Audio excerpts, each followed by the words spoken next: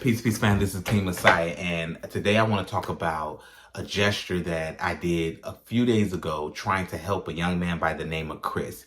I found Chris through Atlantastreetinterviews, a brother by the name of Marcus. Go check out his page. He's a phenomenal human being, and he's doing a lot of good in the community. So, of course, some of you may already know, I saw the story with Chris and Josiah and Emily. That's all I knew. And I saw that Chris was really down and out, that so I decided to help him. I offered him to get him a hotel room, and I was going to assist him in his road to stability, getting a house, a car. I don't know if he had mental health issues. I didn't know if he wasn't capable of working.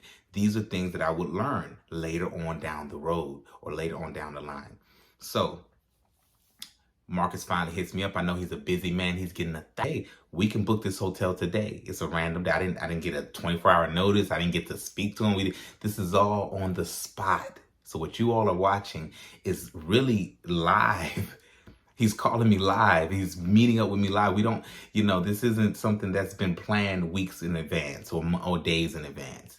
So, and if it was, we would have known, hey, his sister is willing to provide shelter. We would be advocates for him.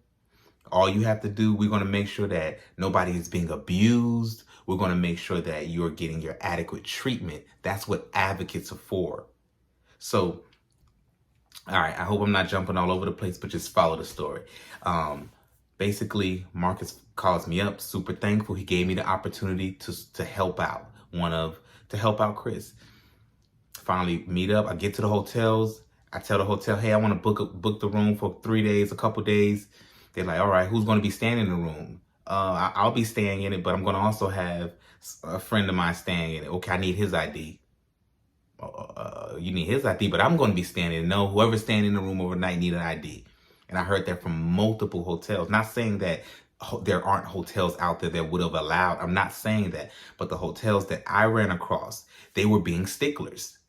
They were being sticklers. They were really being like, I need his ID. So that's a roadblock, I bet. Then I realized I started to feel bad. I'm like, wow, because I'm a long-term thinker. So I said, I'm going to get him this hotel for a couple of days, get him some money for the food, get him some money for the MARTA. He's still going to be floating around the city because I got to go back to work and I got to get back on with my life. So he's going to be in this hotel room, a little bit of cash in his hand, still no direction, still no purpose. He's probably going to just do drugs in the hotel. I don't know, but it's not, so I said, okay, I don't want to give him a temporary fix. And then in 3 days, he's back homeless. And so I said, let's try. I said, I was praying that his family will see that there's people in the community that's trying to assist in Chris's help. If we can, now listen, I didn't know that Marcus already spoke to the sister. If you look at the video, I'm like, what did the sister say? What did the sister say? He's like, oh, she's not giving the idea. What? Why? I'll pay. How much did you take from him? If it's just about that, these are all the things that I'm saying in the video. Like, I didn't know that that he already communicated with his family and that he didn't want to go back there. I did not know until Marcus and Chris was in my face and we're at the hotel and I'm telling them what the long-term goal is. Because everybody's saying, well, you should have got him a hotel for the day. You should have got him a hotel at least.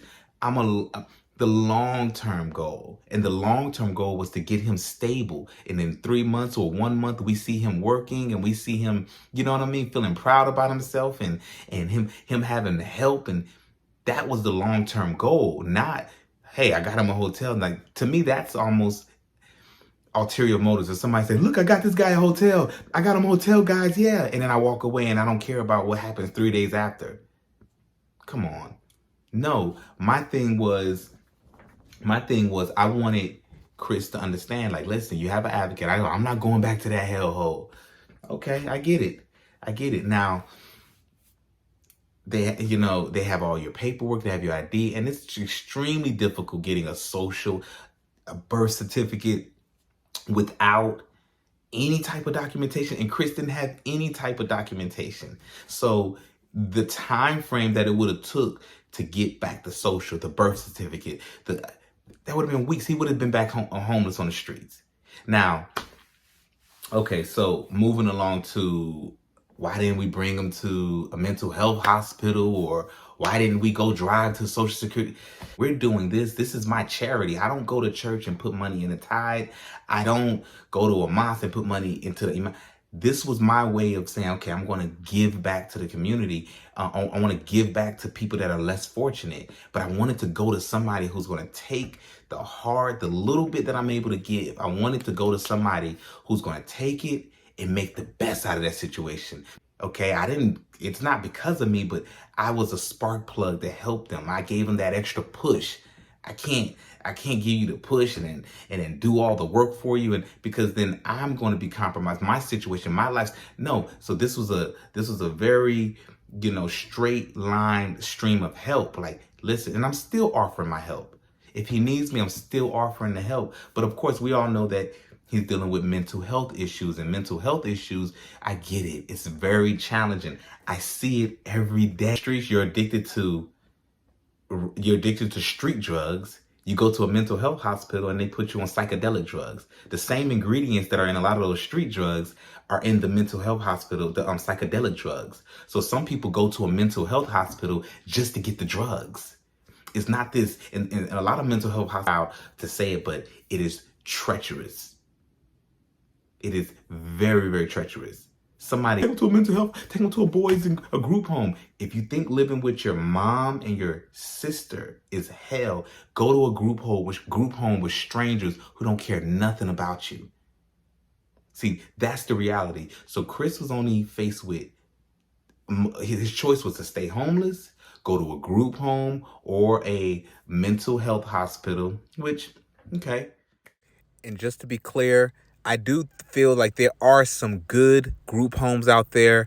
I'm not saying all group homes are bad. I do feel that they may be some good mental health facilities that will be able to cater to Chris's needs. So, but you do have to find it, and it's not guaranteed. But I do agree that I'm not saying all group homes are bad. There are some probably phenomenal group homes out there, and I want to state that for the record. Back to the video. It's hit or miss. Some people come out and do good. Some people come out and they do worse. Some people are right back in the mental health hospital 2 weeks later, a month later. I see it every day. I work at one. So, saying all this to say, everybody that's criticizing, oh, you should have did this, you could have did this, you should have did this. We're doing the best we can. We don't have we don't have a blueprint. Like, nobody gave us the game plan on this is how you help people that's in mental health, that's addicted to drugs. No, we're just doing the best we can, and we're trying not to just be people that sit on the sideline and just say, hey, look at this condition, we're trying to help. And if our way of helping is you feel like we could have did more, we could have did this, I would like to see you do it and show. Because I wanted this to be another beautiful ending like Josias and Emily. And I think we all were riding that high of Josias and Josias reuniting with his father, getting back. And I think we were all just riding that wave of those heartstrings at that pool, that we wanted the same in reality for Chris. And I wanted it. That's why I stepped up. Hey, let me help him. Because I see what just happened with Josias and his father, and I know what kind of effect that may have had on him. So I just jumped out, put in the comment, and I emailed him, hey, I'm willing to help, which I am willing to help. But you can't help somebody. I'm not going to enable your drug addiction. I'm not going to enable your bad behavior. And you're admitting, how did you get the money to do this? I stole it from CVS. How did you? Yeah, I know I lied. Come on. So now we damn near owe his sister or the mama an apology, because we don't have no proof that they're stealing his Social Security check. We don't have no proof that they did any of those things. But what we do have proof of is Chris has stolen from the same person who was trying to help him. We do have proof that Chris has admitted to stealing himself. We have proof of these things. And everybody's saying, oh my God. And even, I'm going to end it with this. I don't want this video to be more than 10, 12 minutes. The first day, well, that was the first day the video came out, but it was all in the same day, I believe. When Marcus called Chris's sister, and she said, I'm sick. I don't feel good. I'm not giving up no ID. This dude got mental health issues. I'm not just giving ID to him to be able to go out. No. And everybody said, oh my gosh, she's a horrible person. The woman told you she's not feeling good. We have no compassion for our people. We have no compassion at all. She told you I'm not feeling good. He done lied and humiliated me in front of thousands of people and lied on my name. And now you want me to help. And as a sister, she said, go through the proper channels to do it. Go through the DMV. Do what you got to do. Because I'm fed up. Some people are saying, oh, that's because she's getting the check. She's getting the check. We have not verified that. When Marcus asked them, what about the check? What did they say? It's down there at the office or something of that nature. They didn't say we're collecting his check. It's clear that the help that he needs, he can't understand it because of mental health, his mental health issues. A logical person would say, okay, let me crash here. I got advocates. Here's a number. Tell me what I need to do next. And then it would have been, let's do a full assessment. Let's see what kind of psychedelic drugs we can put you on that can keep you at a great baseline, that can keep you at a stable way of thinking. And now let's see what type of work do you qualify to do, because you may not qualify to do heavy machinery work. You may qualify to do something that's within your scope. Get them that job. Now let's see what kind of skills you would like to do. We help them get into a trade school or some type of skill school. And ultimately, we set him up where he has his own place. But that's a process. And I understand it. I understand it. That is a process. I was willing to help. That's my passion. I'm not going to waste people's time coming way out to go to a hotel just to, hey, no, he needs to stay at his sister's. No, I'm looking at it from a perspective of what's the long term. I can get him this hotel for the week. But how is that going to help him a week from now?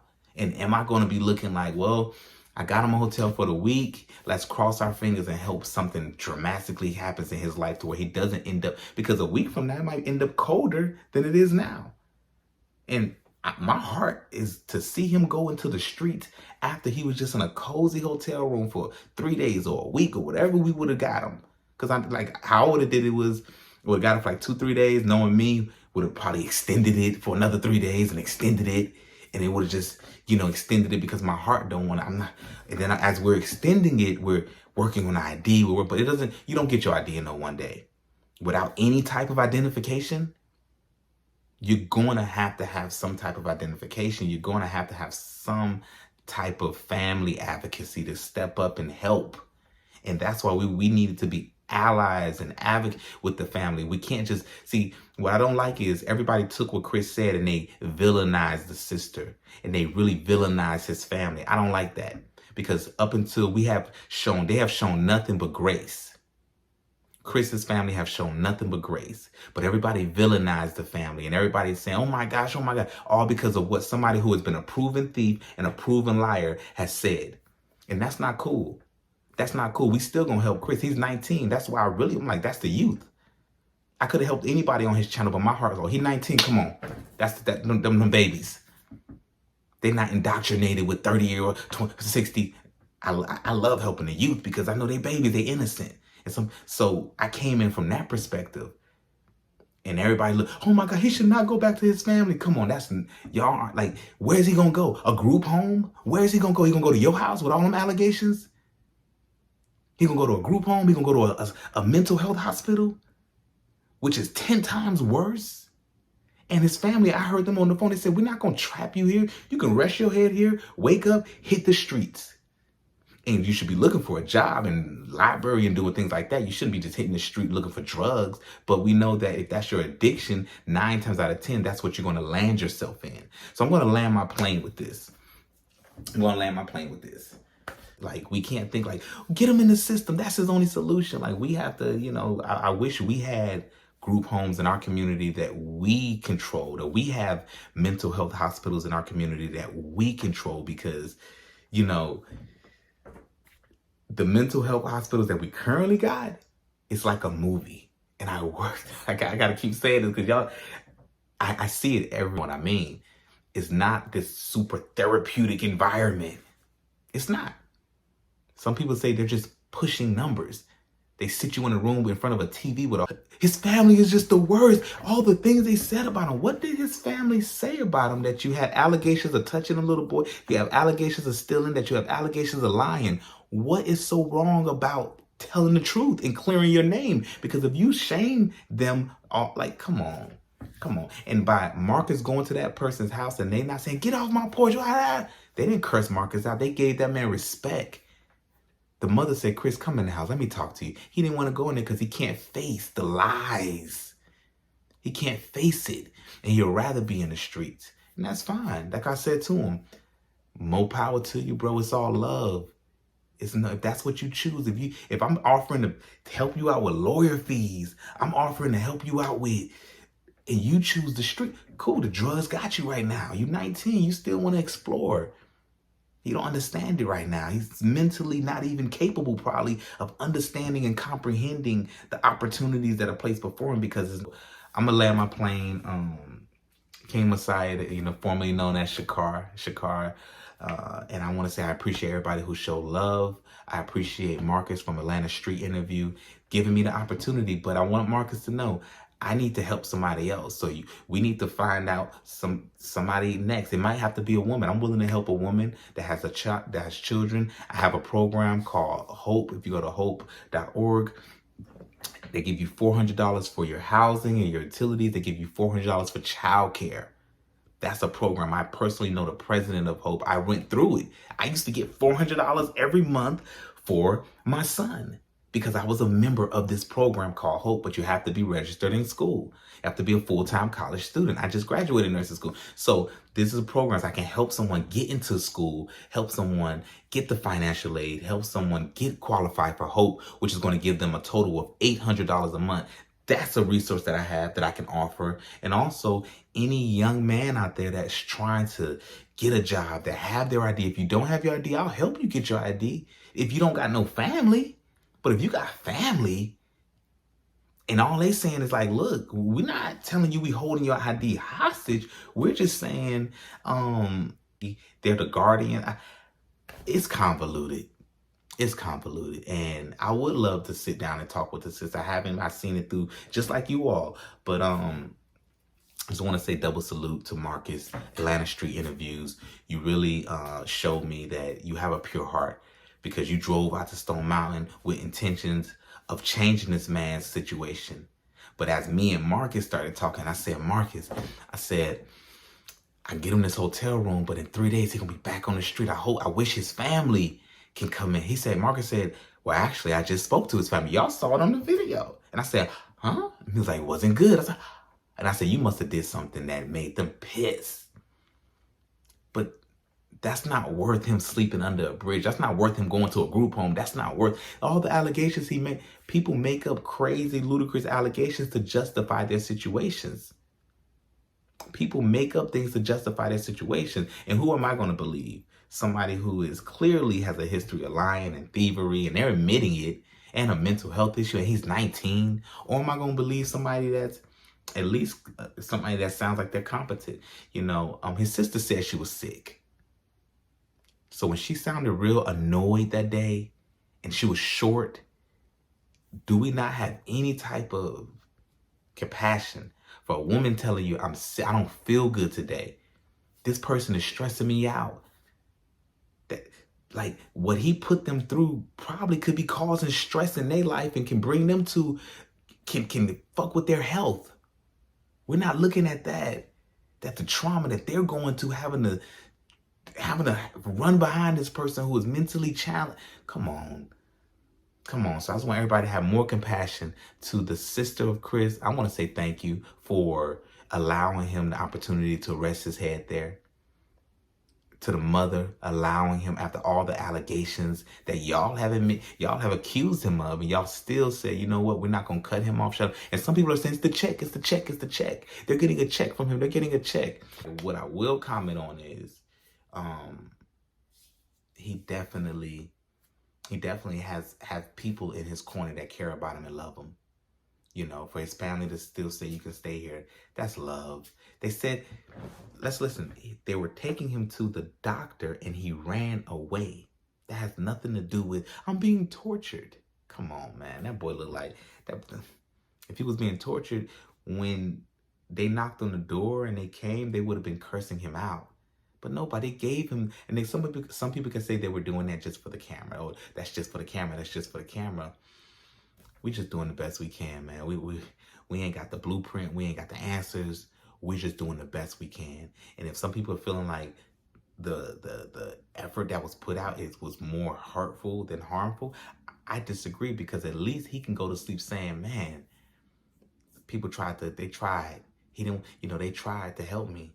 They tried to help me. And, I'll pull up on him and maybe I'll have another conversation with him. But mentally, when you're not taking your medicine and you're mentally challenged, you're not going to have no logical conversation. Just not. So I get it. That's why I was a little frustrated on the part to whatever. And I just handled it a little on my behalf. If I can criticize, that was the only part I was like, damn, I was like, listen, I'm willing to help. I need you to get home so we can get your ID. Rest there for a minute. You don't got to stay there all day. Boom, we're going to help you on your road. We're going to check up on you. We're going to help you on your road. If any abuse is going on, you can talk to us and we can step in and mediate. But he didn't understand. And I understand why, because he's 19. So listen, King Messiah, appreciate you listening. We out. Y'all have a blessed evening.